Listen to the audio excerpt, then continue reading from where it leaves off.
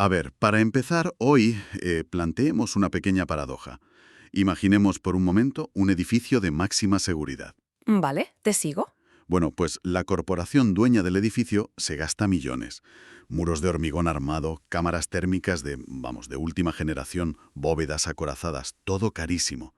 Pero resulta que el guardia de seguridad de la entrada, la persona encargada de verificar las credenciales de absolutamente todos los que entran y salen. El que da el visto bueno, vaya. Exacto. Pues resulta que ese guardia es en realidad el líder de la banda de ladrones. O sea, trabaja para el enemigo. Claro, en ese punto da igual la cámara térmica. Totalmente. Todos los sistemas de defensa periféricos se vuelven completamente irrelevantes, ¿no? La ilusión de seguridad se desmorona, pues, desde el mismo núcleo que debería garantizarla. Y fíjate, el nivel de sofisticación que requiere comprometer ese núcleo es altísimo. Pero claro, las consecuencias son, vamos, devastadoras, porque cuando la entidad en la que el sistema confía ciegamente para mantener el peligro fuera se convierte en la propia amenaza, el concepto de auditoría interna simplemente desaparece. Ya no hay forma de saber qué es legítimo y qué no lo es. Exactamente. O sea, si el que vigila es el ladrón, la confianza se rompe de raíz. Pues esta paradoja es precisamente el centro de nuestro análisis profundo de hoy.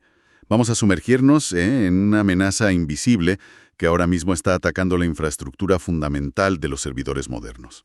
Un tema que la verdad tiene tela. Mucha tela. Para este análisis nos estamos basando en un informe exhaustivo publicado hace muy poco por The Hacker News.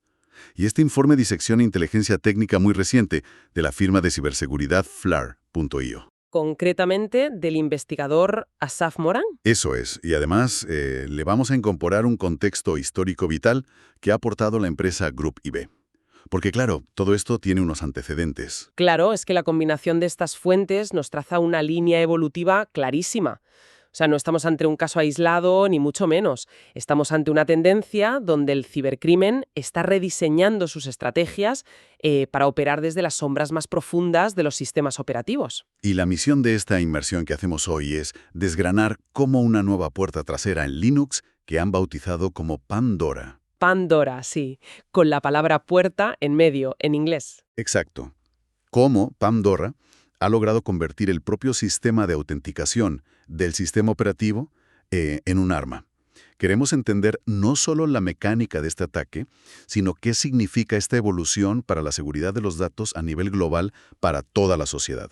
Pero bueno, para empezar, necesitamos establecer un poco el terreno de juego. Las siglas PAM, P-A-M. Pluggable Authentication Modules. Eso es. Quienes gestionan sistemas conocen esta arquitectura de sobra, pero conviene diseccionar por qué es una pieza tan crítica antes de meternos en el malware, ¿no? Sí, a ver, PAM es básicamente el marco de seguridad central en los sistemas operativos Unix y Linux. O sea, su diseño original buscaba resolver un problema logístico masivo, que era la rigidez. ¿Cómo que la rigidez? Pues que antes de existir PAM, si querías cambiar el método de autenticación de un servidor, tenías que reescribir y recompilar cada aplicación individual que requiriera un inicio de sesión. Era una locura. Madre mía. Un trabajo de chinos. Totalmente. Entonces, la genialidad de PAM radica en su modularidad. Las aplicaciones ya no necesitan saber cómo verificar una contraseña o, no sé, cómo leer una huella dactilar. Simplemente le preguntan a PAM, oye, ¿este usuario está autorizado? Vale. Para visualizarlo y que nos entienda todo el mundo, es como si instaláramos un adaptador universal en la puerta de un club nocturno muy exclusivo. Si mañana el club decide dejar de pedir contraseñas y pasar a utilizar, no sé, escáneres de retina. Que suena muy de película, pero sí. Claro, pues no tienen que derribar el edificio entero ni cambiar las puertas de cuajo, simplemente desconectan un módulo de ese adaptador universal y conectan el nuevo módulo de retina. Eso es, las aplicaciones delegan absolutamente toda la responsabilidad de la autenticación a esa pieza central. Y, a ver, el diseño es brillante desde el punto de vista de la eficiencia del software. Claro, facilita muchísimo las cosas. Sí, pero toda arquitectura centralizada conlleva un riesgo inherente. Para que PAM pueda hacer su trabajo, o sea, para que pueda verificar credenciales a nivel de sistema y dar acceso a los usuarios, necesita operar con los máximos privilegios posibles. Claro, el nivel root. Exacto. En el entorno Linux, eso significa que los módulos PAM se ejecutan habitualmente con privilegios root. Tienen control absoluto y total sobre la máquina. Y ahí es donde esa eficiencia tan maravillosa se convierte en un riesgo sistémico tremendo. Porque claro, si ese adaptador universal tiene acceso root, comprometerlo equivale básicamente a conseguir las llaves maestras de todo el edificio. De todas las habitaciones y cajas fuertes. Literalmente. Y las fuentes nos señalan que Pandora es una herramienta de post-explotación. Y es la segunda puerta trasera de Linux descubierta que apunta específicamente a esta pila PAM. Sí, sigue los pasos de una amenaza anterior que se conocía como Plague. Vale, pero aquí es donde quiero hacer de abogado del diablo y cuestionar un poco la lógica del atacante. A ver, si es una herramienta de post-explotación, significa que los criminales ya han conseguido acceso root al servidor por otras vías, ¿no? Sí, exacto. Ya sea explotando una vulnerabilidad de red o mediante phishing, ingeniería social, ya están dentro. Inyectar un módulo PAM malicioso súper complejo. O sea, ¿no sería 1000 veces más fácil crear un usuario administrador oculto o añadir una clave SSH y ya está? ¿Te garantizas el acceso y a correr? Claro. Pero esa es la pregunta fundamental que diferencia a un atacante común y corriente de un actor persistente avanzado, o sea, de los profesionales de verdad. A ver, explícame eso. Pues que si un atacante añade una clave SSH o crea un usuario oculto, está dejando un rastro permanente en el sistema de archivos. Y hoy en día, los sistemas de monitorización de integridad, las auditorías, los famosos EDRs, están escaneando constantemente esos directorios buscando cualquier anomalía. Un usuario nuevo con permiso root hace saltar todas las alarmas de inmediato. Claro, es como poner un cartel luminoso que dice, he estado aquí. Totalmente.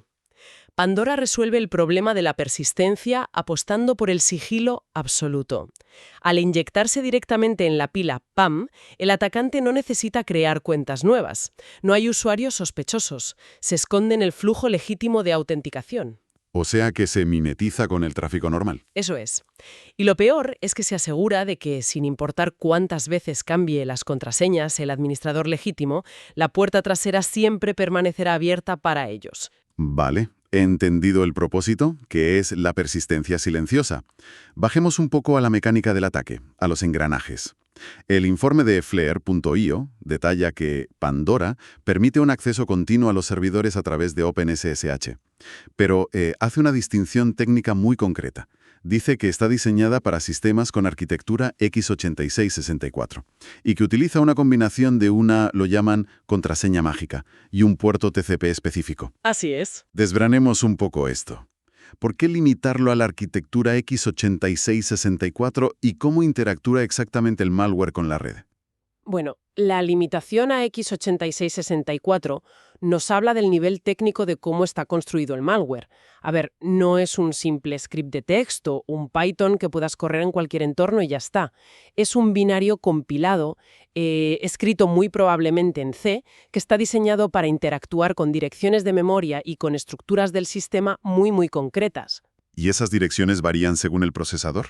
Claro, varía muchísimo. Entonces, al compilarlo específicamente para la arquitectura x86-64, que es de lejos la más común en los servidores empresariales, los creadores se aseguran la máxima eficacia y estabilidad. No quieren que el servidor se cuelgue y llame la atención. Vale. ¿Y el tema de la conexión y la contraseña mágica? Pues el malware necesita una forma de saber cuándo es el atacante quien está llamando a la puerta y no un usuario normal. Ahí es donde entra la combinación del puerto TCP y esa contraseña mágica. O sea, lo que implica que el atacante no intenta entrar por el puerto 22 o por cualquier puerto al azar. No. Si intenta iniciar sesión usando esa contraseña mágica, pero lo hace a través de un puerto estándar, PAM lo va a rechazar como a cualquier otro hijo de vecino que se equivoque de clave. Exactamente. El sistema le daría un error de autenticación normal. Pero si envía esa cadena de texto exacta a través del puerto TCP concreto que Pandora está monitorizando en silencio, ¡pam! PAM, nunca mejor dicho. El módulo intercepta la petición antes de nada, ignora completamente todas las reglas de seguridad del sistema y le otorga privilegios root directos al atacante. Es que es increíble. Sí, el mecanismo de intercepción es una obra de ingeniería inversa muy precisa. Pandora se engancha, hace lo que en ciberseguridad llamamos un hook, en las funciones de autenticación de OpenSSH a nivel de red. Vale, pero espera. porque el informe menciona un detalle que a mí sinceramente me parece demoledor, y creo que hay que subrayarlo porque agrava la situación exponencialmente. El verdadero problema de Pandora no es solo que deje entrar al atacante. No, ni mucho menos. Esa es solo la mitad de la historia. Lo más destructivo es su función secundaria. Resulta que actúa como una especie de parásito que captura las credenciales de absolutamente todos los usuarios legítimos del sistema. Y ojo, no estamos hablando de que robe los hashes, o sea, las versiones cifradas de las contraseñas que luego habría que craquear con fuerza bruta. Que va, que va. Las captura en texto plano. En texto plano. En el momento exacto en que un administrador legítimo o un desarrollador teclea su contraseña, Pandora la anota tal cual. A ver, explícanos esto, porque ¿cómo es posible que hoy en día una contraseña circule en texto plano por las entrañas de un servidor Linux moderno? Pues, aunque suene escandaloso, deriva de la propia naturaleza del proceso de verificación. Como ya apuntaban los análisis de Group IB de septiembre de 2024, PAM en sí mismo no almacena contraseñas en texto plano, por supuesto, pero por diseño necesita manejar esos valores temporalmente. Claro, en algún momento tiene que comparar lo que escribes con lo que está guardado. Eso es, cuando un usuario teclea su contraseña en la terminal, OpenSSH la toma y se la pasa a la pila PAM. En ese microsegundo, la contraseña tiene que existir en la memoria RAM del sistema en texto plano, antes de que PAM le aplique el algoritmo de hashing y la compare con el archivo shadow protegido. Y ahí es donde entra nuestro amigo. Exacto. Pandora se posiciona exactamente en ese cuello de botella. Lee la memoria de la función antes de que el proceso de cifrado tenga lugar, se la guarda y listo. Group IB ya ofrecía contexto sobre cómo se vulneraba PAM en el pasado, ¿verdad? Mencionaban en el informe el uso de un módulo llamado PAMexec.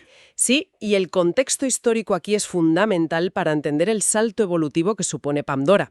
A ver, el módulo PAMexec es una herramienta administrativa completamente legítima, ¿vale? Sirve para ejecutar cosas al iniciar sesión, ¿no? Exacto. Permite ejecutar comandos externos durante la fase de login.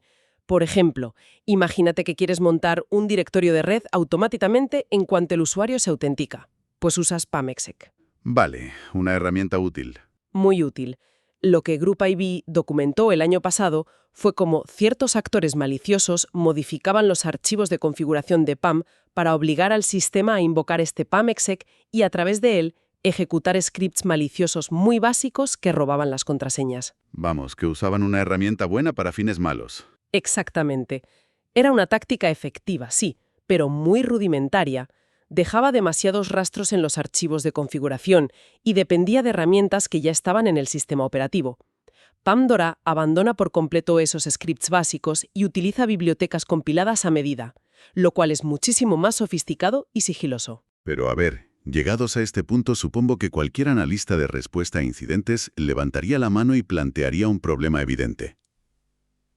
Los logs. Los logs, los famosos registros de eventos. A ver, los servidores Linux modernos generan logs para casi todo lo que respira ahí dentro. Si un módulo alterado está interceptando conexiones OpenSSH, si está concediendo accesos no autorizados por puertos raros y encima está filtrando contraseñas, los syslogs o el archivo de registro de autenticación deberían estar, vamos, inundados de anomalías, de errores de memoria o como mínimo de inicios de sesión súper inusuales. ¿Cómo logra Pandorer evadir este escrutinio constante? Pues es que lograr evadir esos sistemas es precisamente la característica estrella que define a esta herramienta. Asaf Murak detalla en su análisis que Pandora no se limita a manipular el proceso de autenticación en sí, sino que integra unas capacidades antiforenses muy avanzadas. ¿Y cómo funcionan? Porque borrar un log también deja rastro. Ah, claro, el malware no espera a que el sistema operativo escriba el registro en el disco duro, para luego ir y borrar el archivo.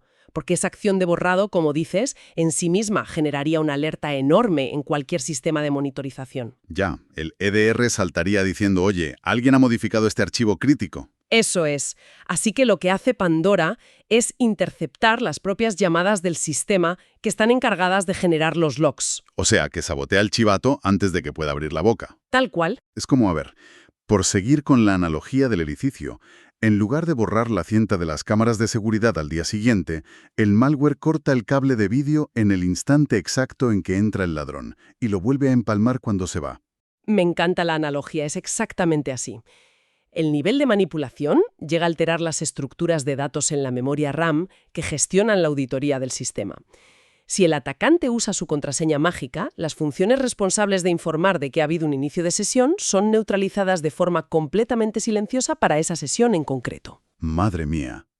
Entonces, cuando el administrador del sistema, tranquilamente con su café, revisa los registros a la mañana siguiente. No ve absolutamente nada raro, no ve líneas borradas, no ve errores de sistema, ve un registro perfectamente normal, ininterrumpido y aparentemente hiperseguro. El nivel de invisibilidad de verdad es quirúrgico. Pues tras analizar toda esta complejidad técnica, este sigilo extremo de la herramienta, es inevitable trasladar la conversación hacia el modelo de negocio. Porque esto cuesta dinero. Desarrollar un implante compilado en C, con capacidades antiforenses, con manipulación directa de la memoria, requiere una inversión de tiempo y unos conocimientos ultra especializados. Esto no lo hace un chaval un domingo por la tarde en su garaje. Desde luego que no. Y esto nos lleva a la comercialización del cibercrimen y a los hallazgos que hizo The Hacker News en los foros clandestinos en la Dark Web. Sí, observar el comportamiento de estos actores ahí, en su terreno, nos ofrece una métrica clarísima de cómo valoran ellos mismos sus propias herramientas. El informe documenta la aparición de Pandora en un foro ruso de cibercrimen que se llama Rehab. Rehab, y el responsable de su comercialización opera bajo el seudónimo de Dark Worm, gusano oscuro. Un clásico de los nicks, de la Dark Web. Sí, muy de película de los 90, pero el cronograma de ventas es fascinante y plantea muchas interrogantes. Fíjate, el 17 de marzo de 2026, Dark Worm publica la herramienta en el foro con un precio inicial de $1,600. Una cifra respetable. Sí, sin embargo, en un plazo extremadamente corto, para el 9 de abril, apenas unas semanas después, el precio se había desplomado a $900.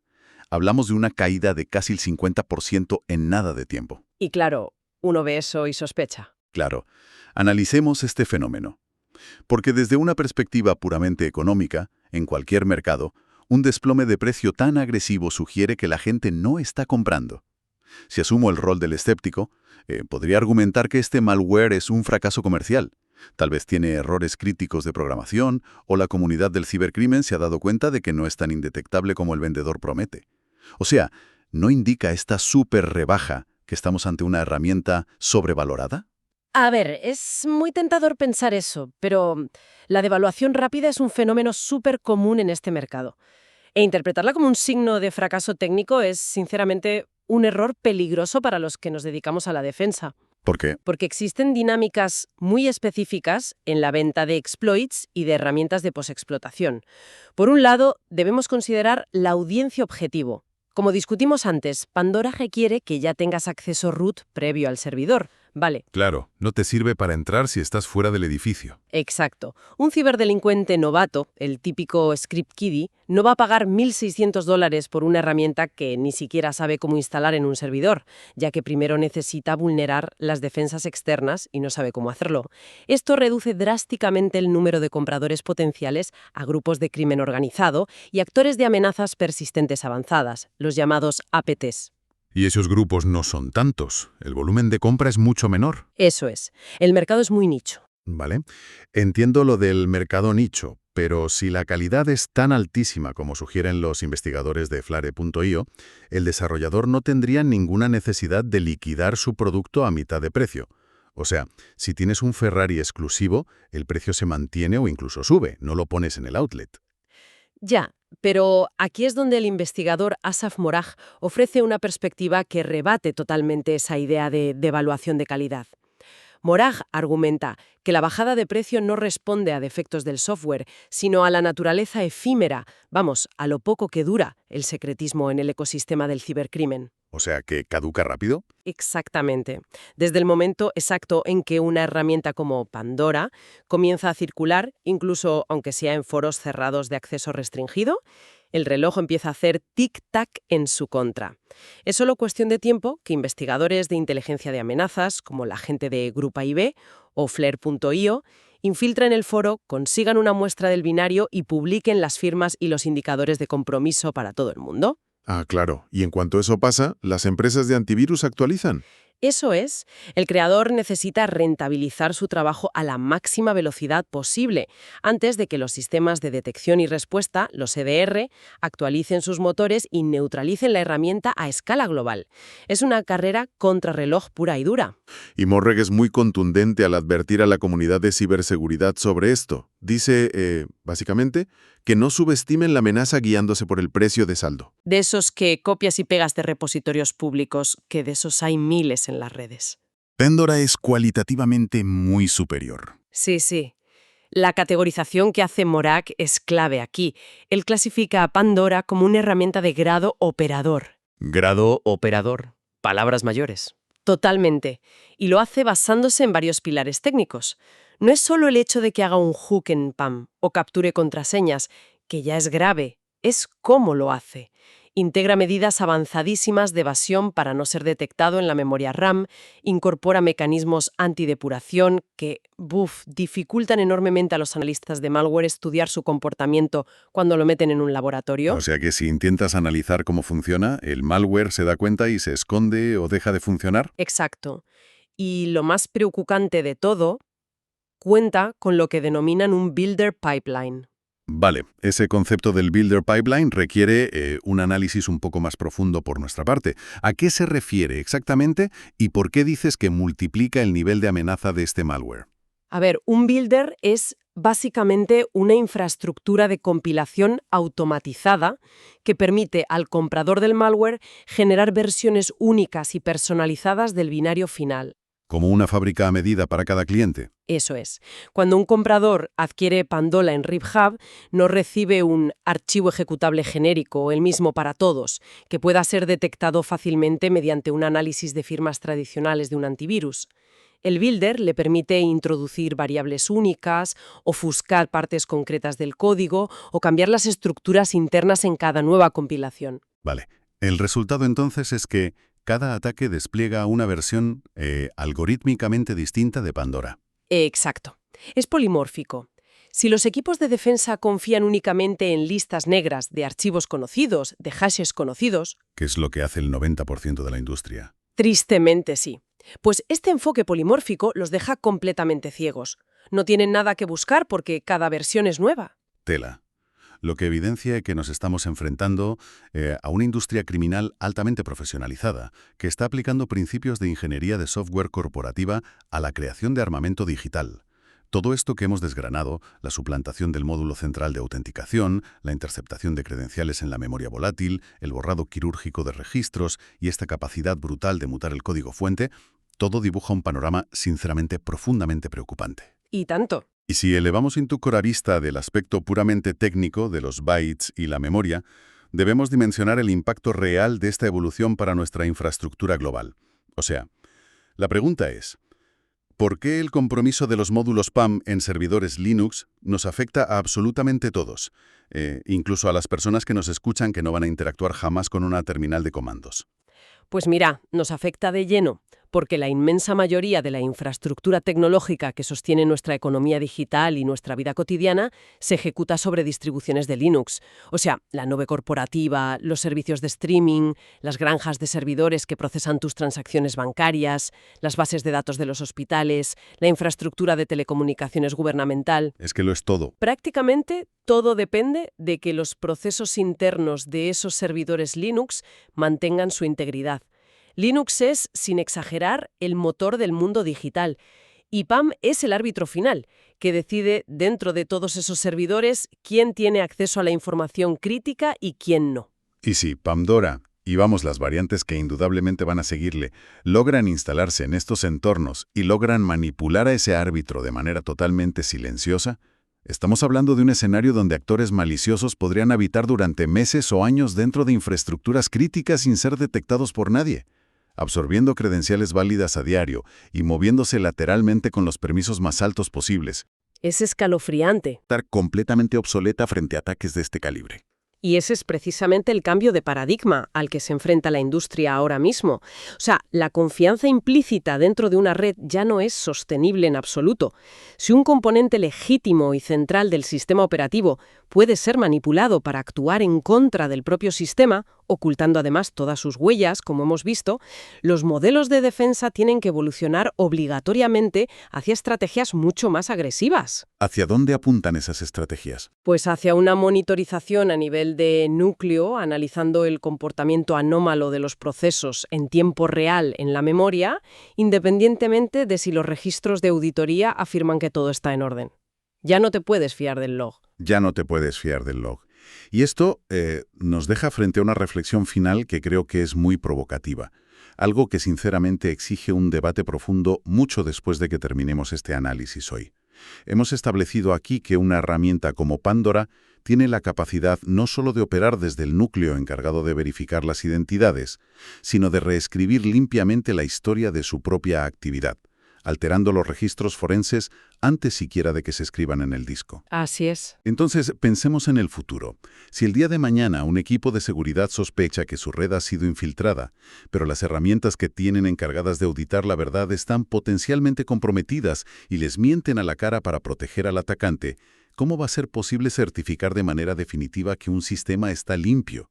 Si el vigilante es el ladrón y las cámaras han sido manipuladas por el propio sistema de seguridad en el que confías, ¿se puede recuperar la confianza digital en una máquina que ha sufrido un nivel de compromiso tan sumamente profundo? Es una pregunta durísima. O por el contrario, la única solución segura a partir de ahora será asumir de base que el hardware está envenenado, destruir el servidor físicamente o virtualmente y comenzar a construir toda la infraestructura desde cero. Porque si lo pensamos bien, cuando la propia anatomía de la verdad digital ha sido corrompida desde dentro, confiar en lo que el sistema te cuenta deja de ser seguridad y se convierte en un acto de fe inaceptable. Desde luego, es un escenario que da muchísimo que pensar. Nos toca replantearlo todo.